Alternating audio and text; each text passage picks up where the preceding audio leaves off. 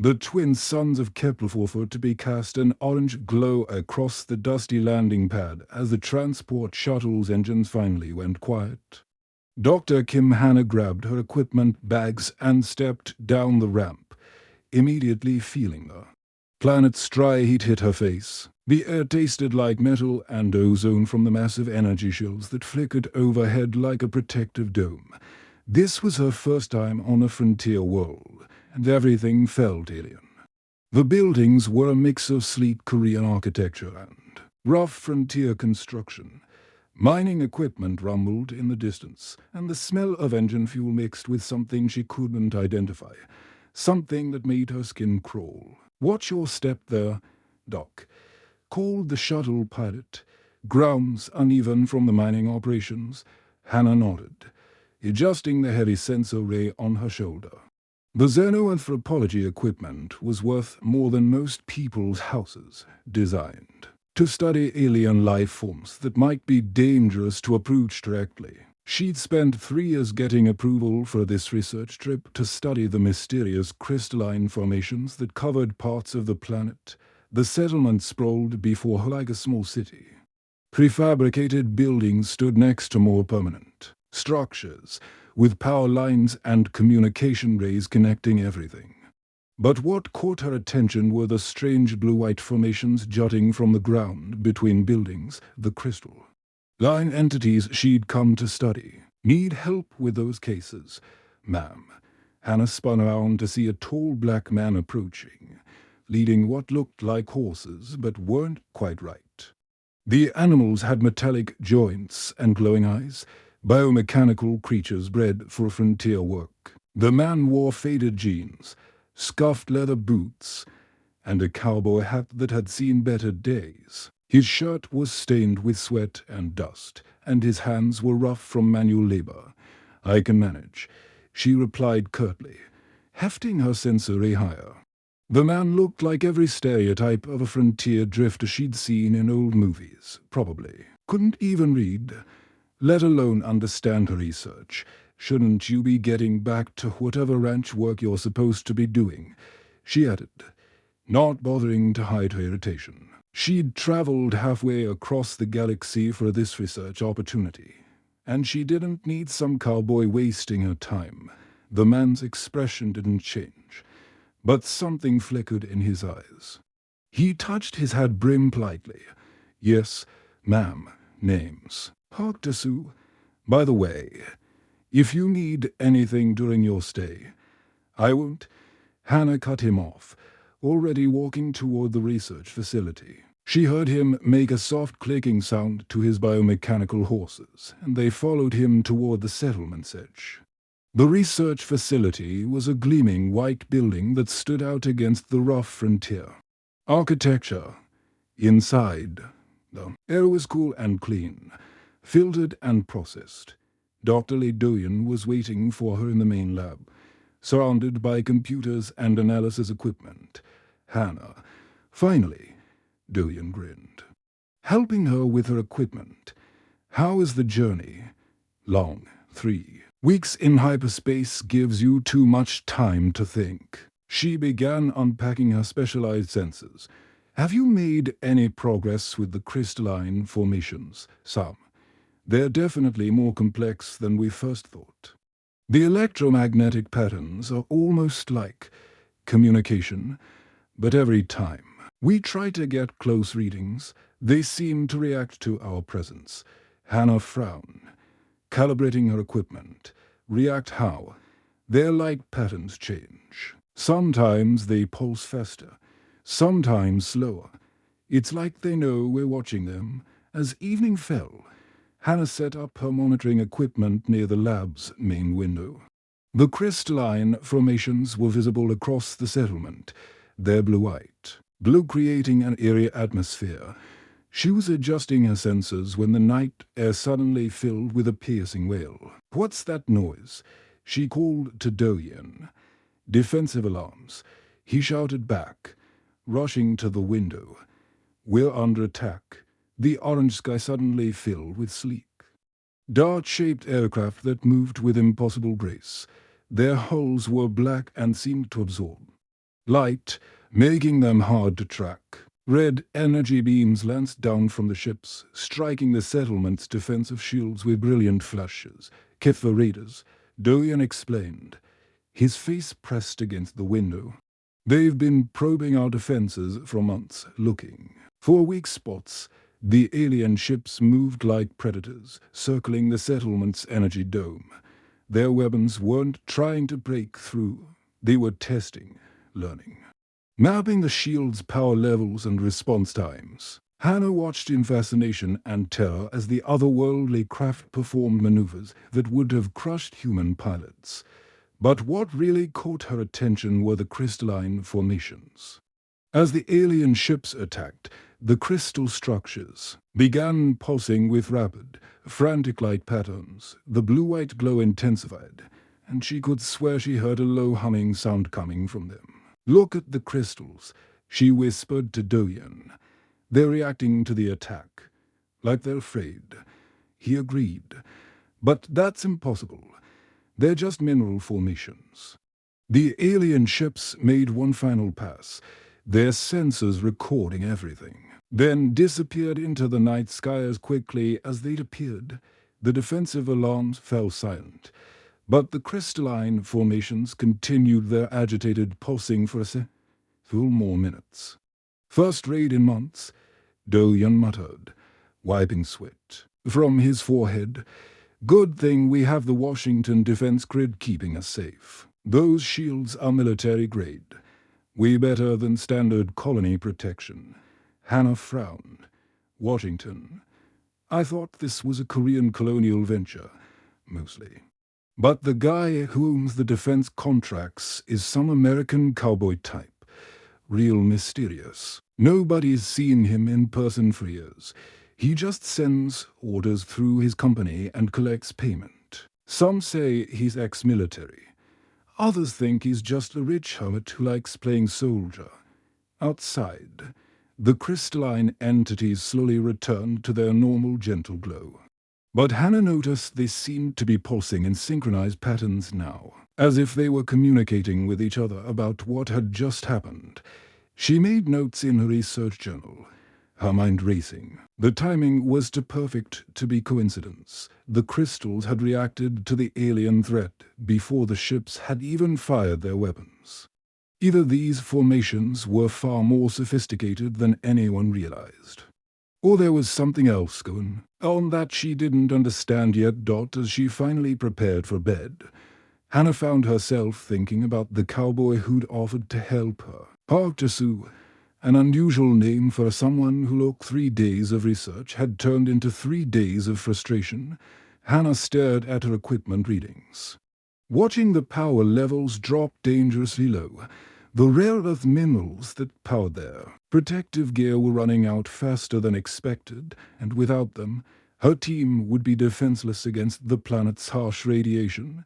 "This is bad," she muttered, checking the numbers again. "Really bad." The protective barriers round their equipment weren't just keeping out radiation, they were also shielding them from the strange electromagnetic pulses that came from the crystalline formations. Without those barriers, prolonged exposure could scramble their brain waves, or worse. Duhayan looked up from his computer terminal, his face pale. "How much time do we have?" "Maybe 6 hours before the barriers fail completely," Hannah replied, packing her equipment. "We need to get more minerals, and we need them now.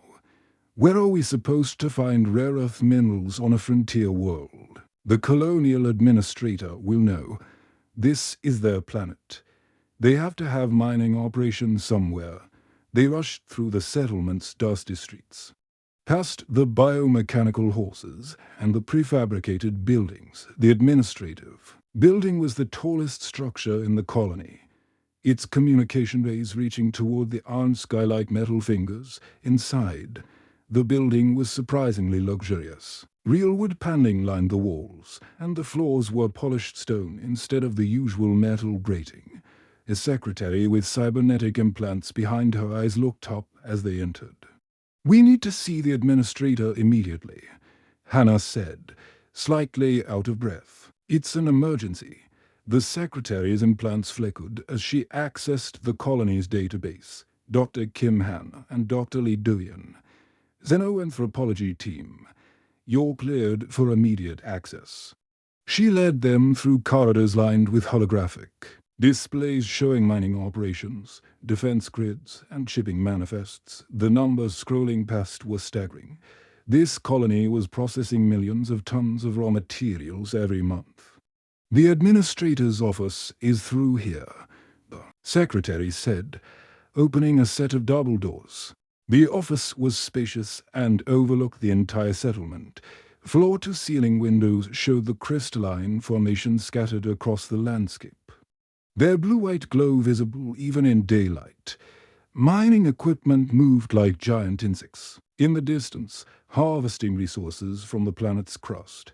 Behind a massive desk sat a figure in a crisp military uniform. His back turned to them as he studied holographic displays. The uniform was decorated with medals and insignia that Hannah didn't recognize.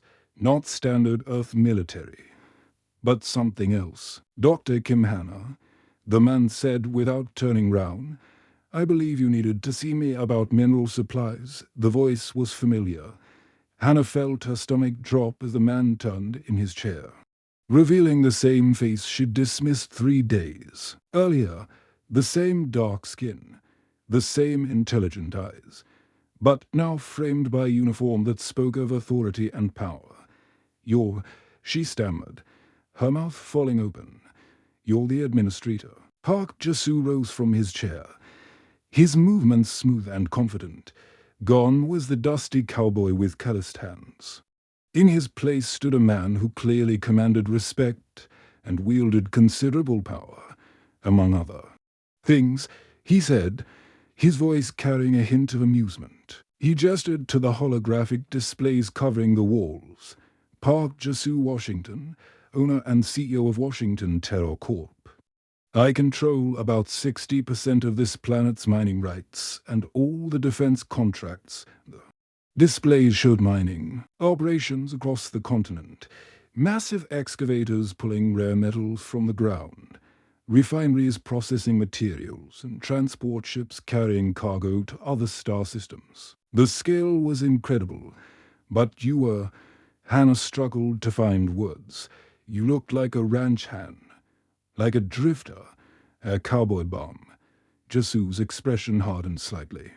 Amazing how people see what they expect to see. A black man in work. Clothes must be manual labor, right? Couldn't possibly be running the operation. Hannah felt heat rise in her cheeks. She'd made assumptions based on appearances. And now those assumptions were crashing down around her. I'm sorry. I didn't. No, most people don't, Jasu replied, his tone softening slightly. I prefer it that way. Keeps things simple. Doyen stepped forward, sensing the tension. Sir, we desperately need rare earth minerals for our research equipment. Our protective barriers are failing, and without them, we can't continue studying. The crystalline entities. At the mention of the crystalline formations, Jasu's entire demeanor shifted. The casual amusement disappeared, replaced by intense focus. What have you discovered about them? They're definitely communicating, Hannah said, grateful for the change of subject. Electromagnetic pulses in synchronized patterns, complex mathematical sequences that suggest intelligence. And they've been agitated since the alien raids began. Doyen added, the patterns become more frantic whenever hostile ships appear in the system. Jasu moved to one of the holographic displays, manipulating the controls with practiced ease. That's because they're not just indigenous life forms. They're sentient beings, highly intelligent creatures that have been trying to establish contact with us for months. Sentient. Hannah stared at the display as it showed detailed scans of the crystalline formations. But they're made of silicon and carbon compounds. How can they be alive? Life takes many forms in the galaxy, Jasu said grimly. These beings evolved from the planet's unique electromagnetic fields. They think in patterns of light and energy instead of neural impulses. He activated another display, this one showing the outer edges of the star system. And they're trying to warn us about something much worse than readers. The display revealed a sight that made Hannah's blood run cold. Hundreds of alien ships were moving through space toward their planet. Their formations perfect and menacing. These weren't the sleek raiders that had attacked 3 days ago. These were massive vessels, each one the size of a city block. Long-range sensors picked this up an hour ago. Jisoo continued, "It's a hegemony harvest fleet. They're not coming to raid. They're coming to strip this planet of every living thing." The ships on the display moved with purpose. Their dark, hulls bristling with weapons and harvesting equipment. Hannah could see smaller vessels swarming round the larger ones like parasites, each one probably carrying enough firepower to level a city. "How long do we have?" Doyen asked, his voice barely above a whisper. 48 hours, maybe less," Jisoo replied. "The crystalline beings have been trying to tell us about this threat for weeks. But we couldn't understand their language, can we evacuate?" Hannah asked. "Get everyone off the planet. Not a chance. We have 12,000 colonists here, and our transport capacity is maybe a tenth of that. Besides, where would we go? The hegemony has faster ships. They'd hunt us down before we reached the next system." Jisoo turned back to the displays, his fingers dancing over the controls. "Our only option is to fight, but we'll need every advantage we can get, including full cooperation from the crystalline beings. They want to help us," Hannah asked. "They've been trying to help us all along.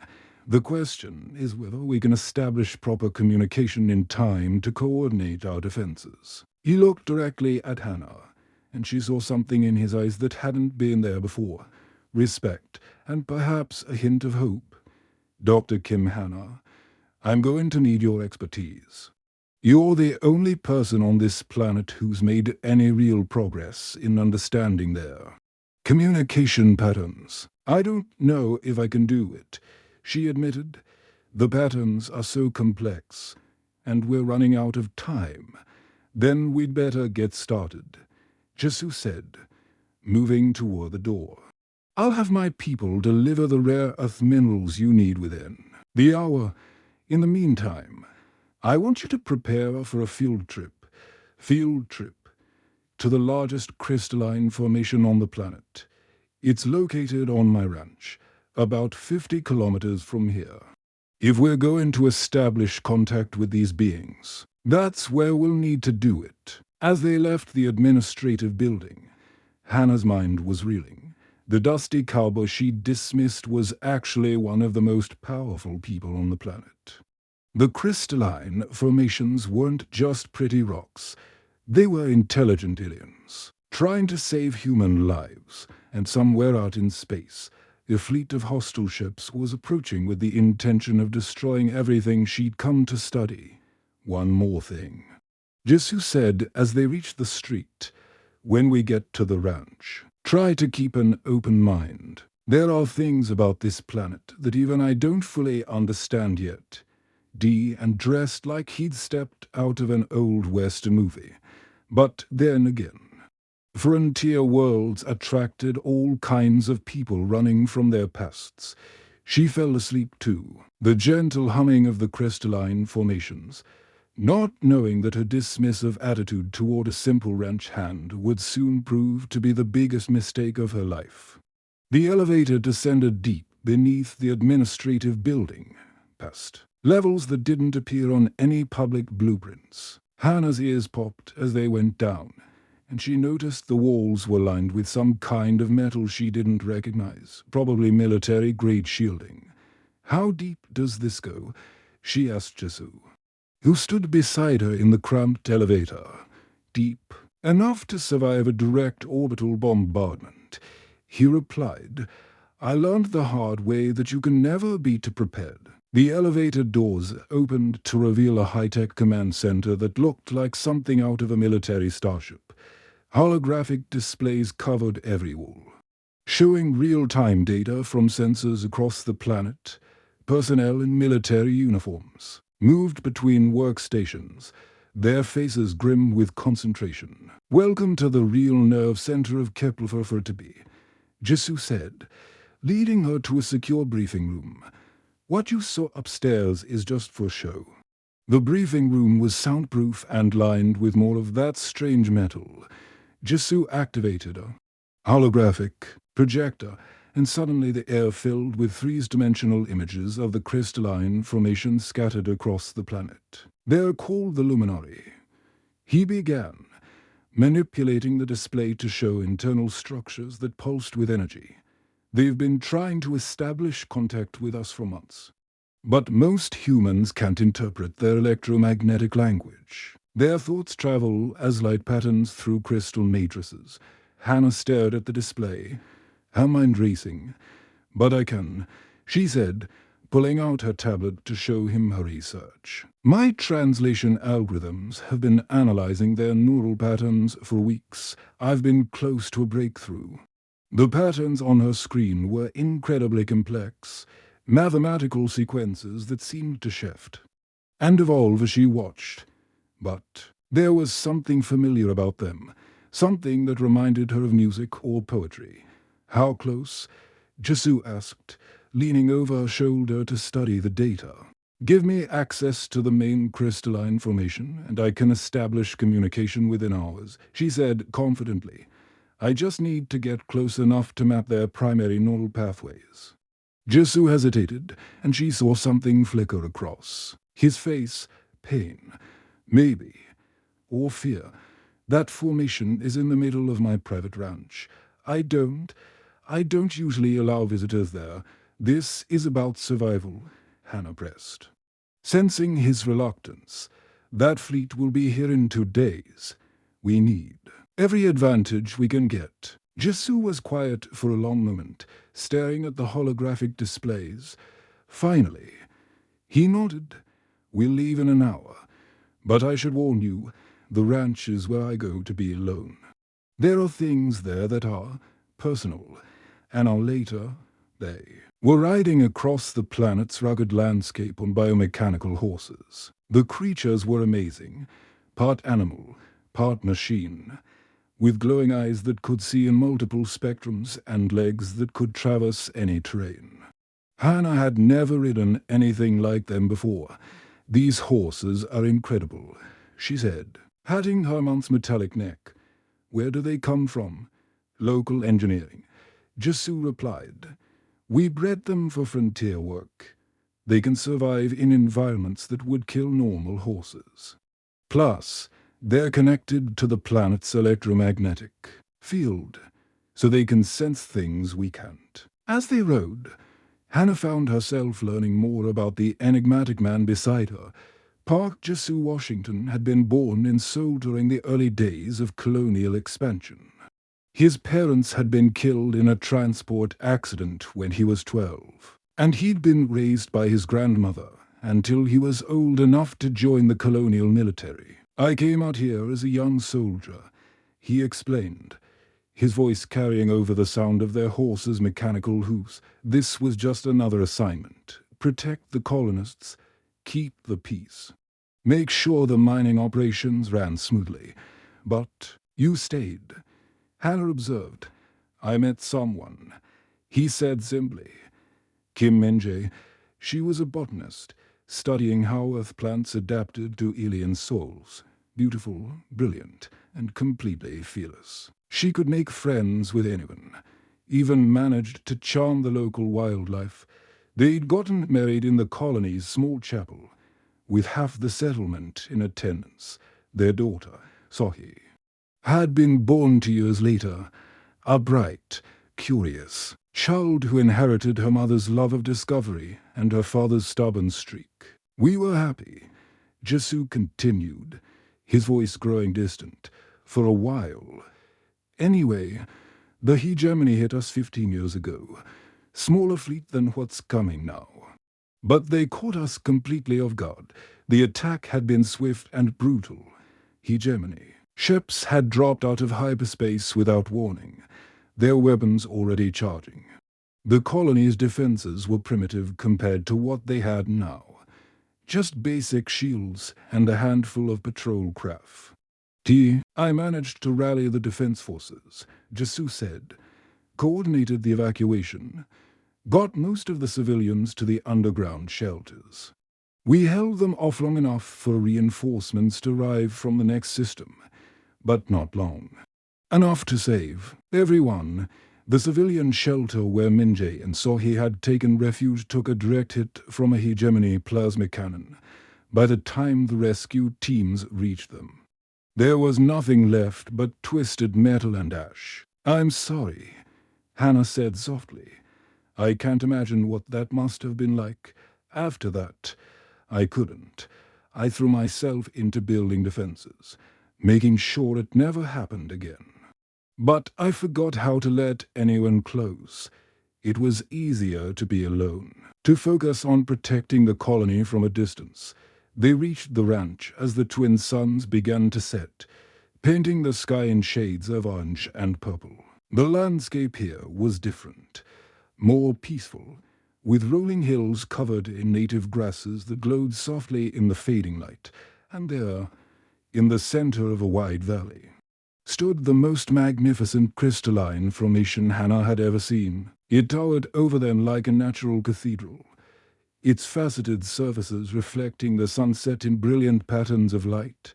The structure was easily 300 meters tall and twice as wide, with smaller crystal formations scattered round it, like a crystal garden. "This is it," Jesu said, dismounting from his horse, the primary luminary node. As Hannah approached with her equipment, the crystals began to resonate, their electromagnetic patterns shifting into something almost like music. The sound was hauntingly beautiful, complex harmonies that seemed to speak directly to her. "Soul there, beautiful," she whispered, setting up her sensors near the base of the main formation. "Minjay used to say the same thing," Jesu said, his voice barely audible. "She'd come out here to think. Said the crystals helped her feel connected to something larger than herself, working through the night." Hannah immersed herself in the luminary's communication patterns. The algorithms she'd developed proved to be the key. Slowly, painstakingly, she began to decode their electromagnetic language. It was like learning to read music written in mathematics and light. The breakthrough came just before dawn. Suddenly, the patterns made sense, not just as random energy pulses, but as actual thoughts and emotions. The luminary were trying to tell them something urgent, something that made her blood run cold. "Jesu," she called, her voice shaking. "You need to see this." He hurried over to her workstation, where her computers were displaying the translated messages. The luminary's communication was clearer now. Desperate warnings about the approaching fleet. "They want to use the luminary as biological computers," she explained, her face pale in the crystal light. "The approaching fleet belongs to the hegemony's consciousness division. They're not here to destroy the crystals. They want to harvest their neural patterns for mind transfer technology, living beings reduced to processing power for their war machines," Jesu said grimly. "I've heard rumors about hegemony consciousness transfer, but I thought they were just stories. It's real," Hannah said, showing him the translated data. "The Luminari have encountered this technology before on other worlds, entire civilizations reduced to biological computers, their minds trapped in crystal matrices to serve the hegemony's war effort." The implications were staggering. If the hegemony succeeded in harvesting the luminary, they would gain access to one of the most advanced forms of consciousness in the galaxy. The crystal being's ability to think in patterns of light and energy would make them perfect. Biological computers for coordinating massive fleets. "Not if I can help it," Jesu said, his jaw set with determination.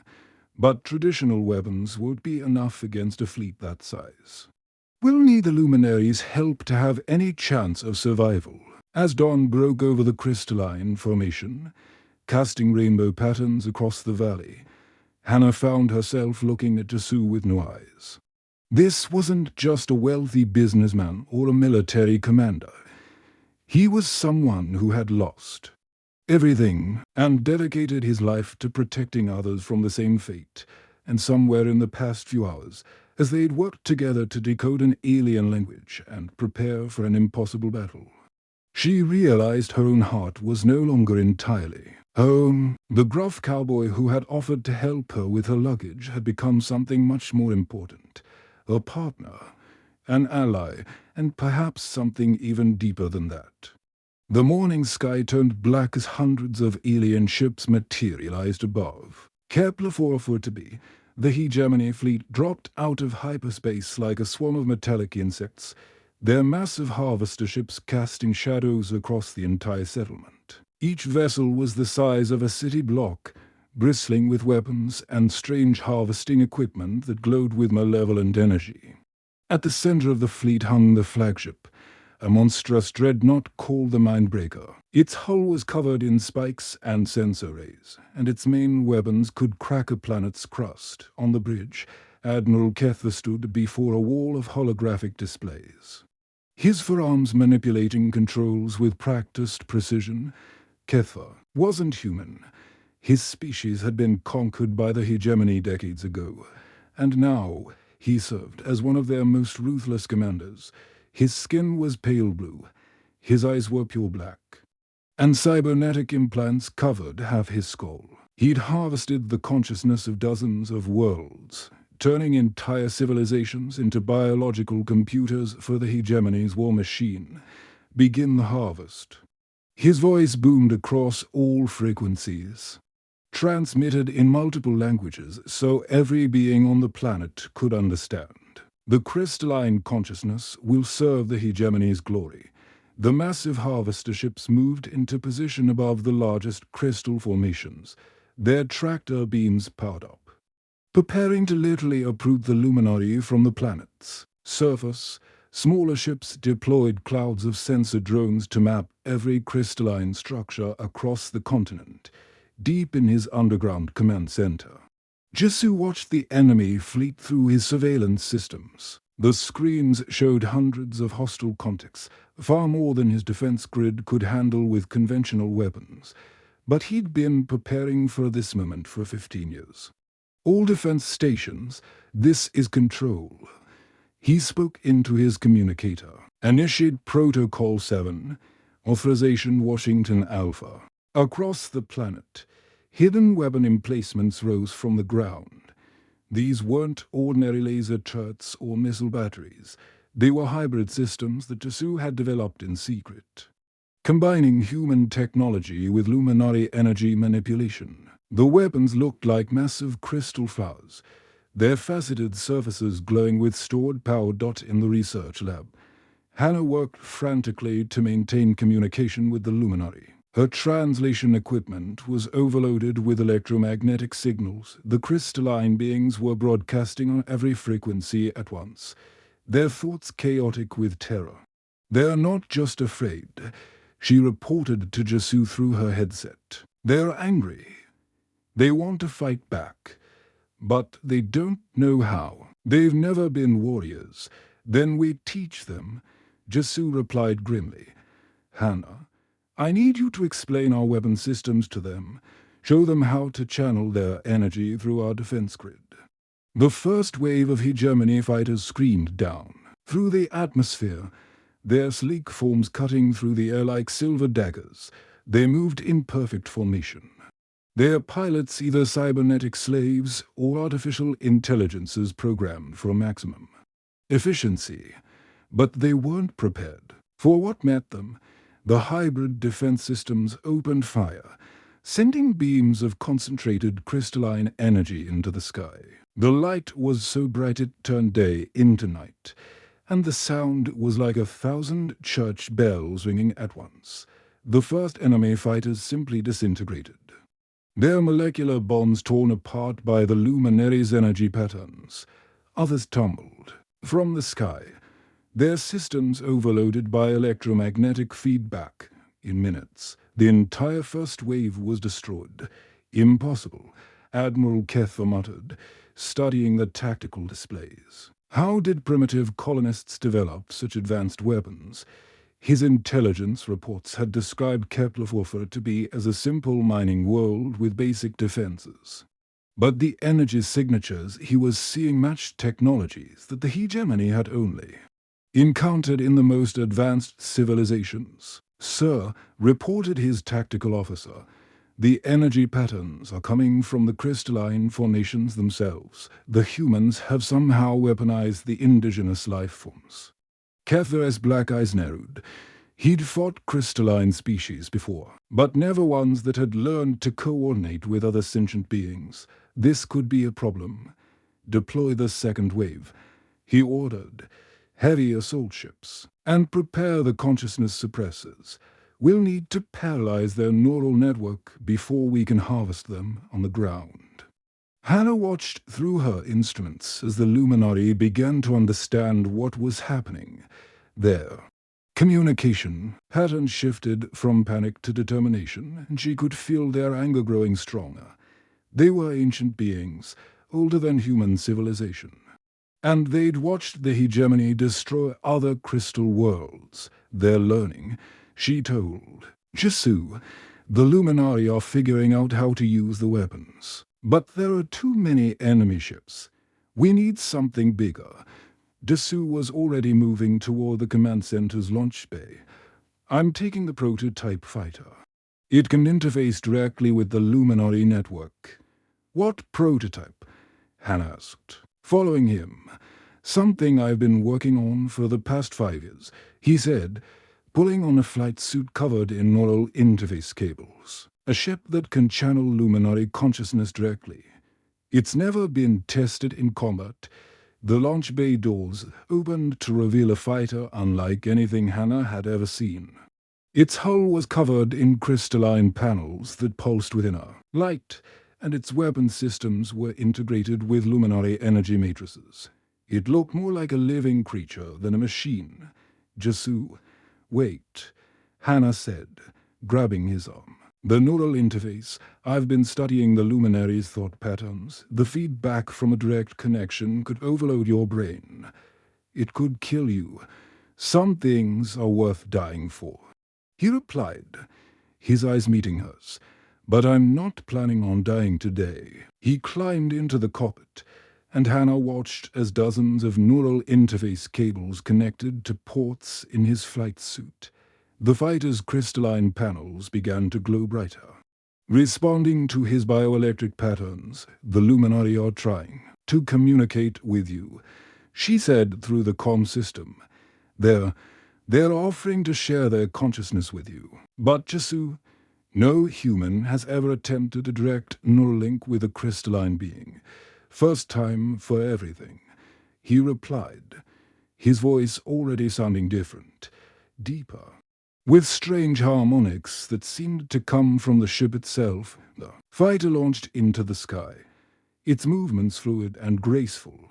Instead of rocket engines, it used gravitational manipulation to fly, bending space round itself to achieve impossible speeds and maneuvers high above.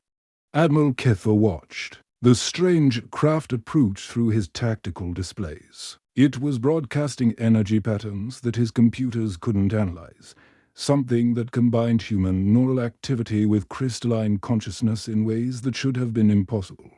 "What is that thing?" he demanded. "Unknown, sir," his tactical officer replied.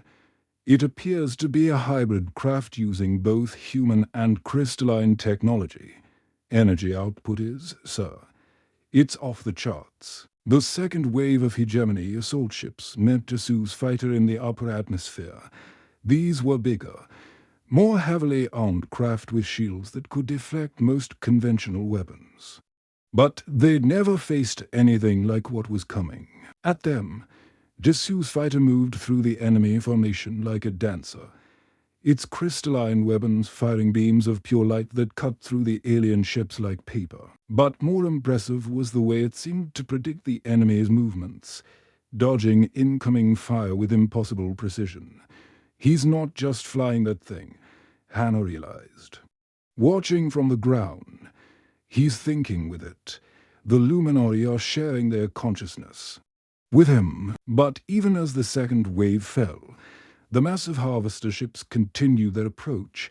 Their tractor beams reached down toward the planet's surface, seeking the largest crystal formations. The luminaries' screams of terror filled the electromagnetic spectrum as they felt themselves being pulled from the Earth. "They're trying to uproot the luminary," Hannah shouted over the din of battle. "The harvesters are too big. Even Jesu's fighter can't stop them all." Admiral Kether smiled with satisfaction as he watched the tractor beams begin their work. The crystalline being's consciousness would be extracted and stored in the hegemony's biocomputers, adding their unique abilities to the collective. It would be a significant victory. But then his tactical displays lit up with warning signals. The energy readings from the planet's surface were spiking beyond all previous levels. The crystalline formations weren't just being harvested. They were fighting back, sir, his tactical officer reported. The entire crystalline network is linking together. They're creating some kind of planetary consciousness field. "Deploy the consciousness suppressors," Kether ordered, his confidence wavering. "We'll paralyze their neural network and take them alive." But even as the suppressor devices fell like rain from the hegemony ships, something was happening that none of them had anticipated. The link between Jesu and the Luminary was growing stronger, and through that connection, something entirely new was being born. The consciousness suppressors fell from the hegemony ships like a deadly metallic rain, each device the size of a car and designed for one purpose: to cut the luminary off from each other and destroy their ability to think as a collective. As they hit the ground round the crystal formations, the devices activated with a low, menacing The effect was immediate and devastating. One by one, the hybrid weapons that had been tearing through the hegemony fleet fell silent. The brilliant beams of crystalline energy that had been protecting the colony flickered and died. Across the planet, the luminaries' electromagnetic cries of anguish filled every frequency, their voices becoming weaker and more desperate with each passing second. In his fighter high above the battlefield, Jesu felt the neural link that connected him to the crystalline beings begin to weaken. The shared consciousness that had made him nearly invincible was fading, leaving him alone in his cockpit as enemy ships closed in from all directions. "Hannah, I'm losing them," he called through the comm system, his voice strained with effort. "The connection is breaking down." On the ground, Hannah watched her instruments with growing horror. The electromagnetic patterns that represented the luminaries' thoughts were becoming fragmented and chaotic. The suppressors were doing exactly what they were designed to do, isolating each crystalline being from the others, leaving them vulnerable and afraid. "The suppressors are blocking their communication," she replied, her hands flying over her equipment as she tried to find a solution. "But I think I know how to counter them." She pulled up everything she'd learned about the Luminari. Over the past few days, their communication wasn't just about sharing information. It was about sharing emotions, experiences, the very essence of what made them who they were. They weren't just intelligent crystals. They were beings who thrived on emotional bonds and connection. "Jesu, you need to show them what love feels like," she said, her voice urgent. "Not just your love for Aminje and Sohi, but your love for this world, for the people you're protecting. Show them why humans are worth saving." "I don't know how," Jesu replied, his fighter shaking as enemy plasma bolts exploded around him. "The neural interface is almost dead. I can barely feel them anymore. Trust me," Hannah said, tears streaming down her face as she watched the battle. Through her instruments, "Open your heart to them. Let them feel what you feel. Love is stronger than any suppressor device. Jasu closed his eyes, ignoring the chaos of battle around him. Instead of focusing on the failing technology or the approaching enemy ships, he let his mind drift back to his memories. His first sight of the crystalline formations when he'd arrived on this world as a young soldier. The way they'd glowed, in the moonlight, beautiful and mysterious.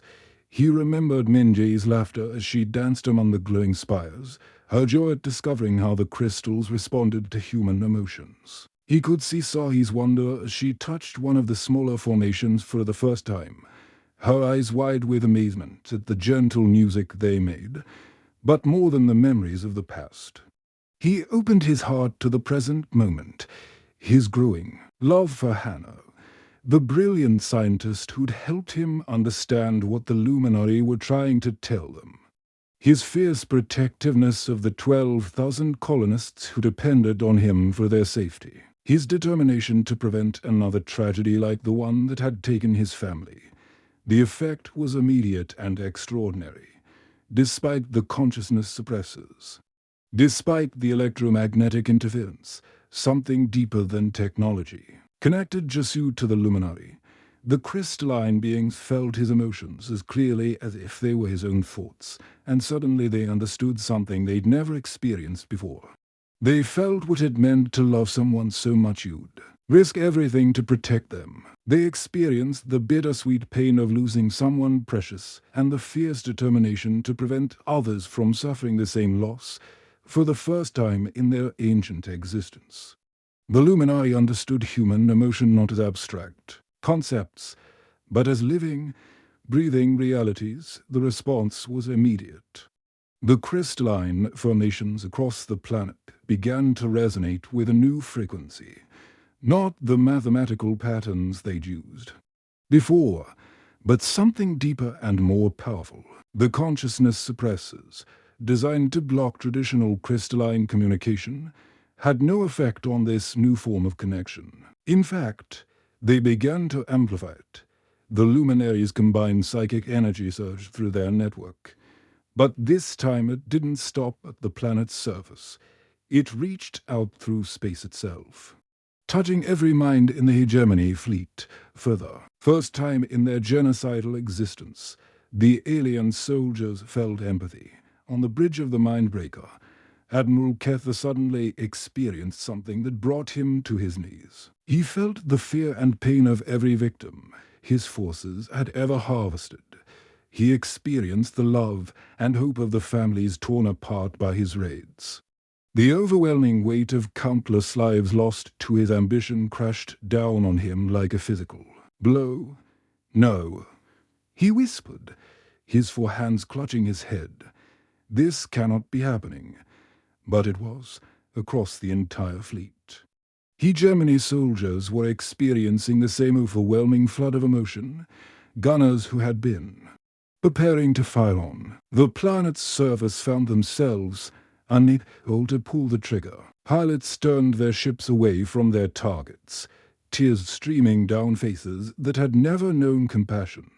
The harvester ships that had been pulling the Luminari from the ground suddenly shut down their tractor beams, their crews feeling the terror and anguish of the crystalline beings they were trying to harvest, couldn't continue their work. Sir, the tactical officer reported, his own voice shaking with newfound emotion. The crew is refusing orders. They say they can't. They can't hurt these beings anymore. Admiral Kether struggled to his feet. But the flood of empathy was too strong. Every order he tried to give died in his throat as he felt the consequences of his actions. The faces of countless victims appeared in his mind. Not just statistics, but real beings with hopes and dreams and loved ones. All ships, he whispered into his comm system, his voice barely audible, stand down. We cannot continue this. The order spread through the fleet like wildfire. Some ships immediately turned and fled into hyperspace, their crews unable to bear the weight of what they'd been doing. Others began landing on the planet's surface, their personnel seeking asylum among the very people they'd come to destroy. High above, Jesu felt the neural link with the luminaries strengthen again. But now it was different. It wasn't just a technological connection. It was something deeper, based on shared understanding and mutual respect. His fighter moved through the remaining enemy ships not with violence, but with a kind of graceful dance that convinced the last holdouts to surrender. As the immediate threat ended, Jesu brought his fighter down to the research station. Hannah was waiting for him on the landing pad, tears of joy and relief streaming down her face. When he climbed out of the cockpit, she threw her arms round him. "You did it," she said, her voice muffled against his shoulder. "You saved them all." "We did it," he corrected, holding her close. "The luminary. You, me. We're all connected now, and I don't think that connection will ever be broken." In the weeks and months that followed, Kepler 442b became something unprecedented in galactic history.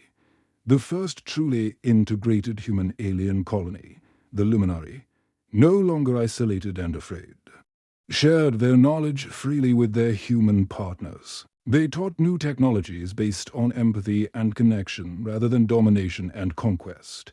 Former hegemony soldiers worked alongside human colonists to build a better future. Many of them had been enslaved by the hegemony themselves, forced to serve through cybernetic implants and psychological conditioning. Free from that control, they proved to be valuable allies in building a society based on cooperation rather than conflict. Jesu and Hannah were married 6 months later in a ceremony that combined human traditions with luminary light songs. The crystalline beings created a symphony of colors and sounds that painted the entire sky in brilliant patterns.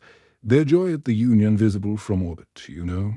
Hannah said as they stood together watching the sunset paint the crystalline formations in brilliant colors, "I really misjudged you when we first met." Jesu chuckled, adjusting the cowboy hat he still wore despite his new status as the colony's leader. "Good thing you figured it out eventually. The best things in life are worth waiting for," she replied, as the luminaries sang their approval. In frequencies that spoke directly to the heart, the colony became a beacon of hope for the galaxy, proof that different species could work together when they truly understood each other. And at the center of it all was a love story that had literally changed the course of galactic history, showing that sometimes the greatest weapon against hatred and violence is simply the courage to open your heart. The end.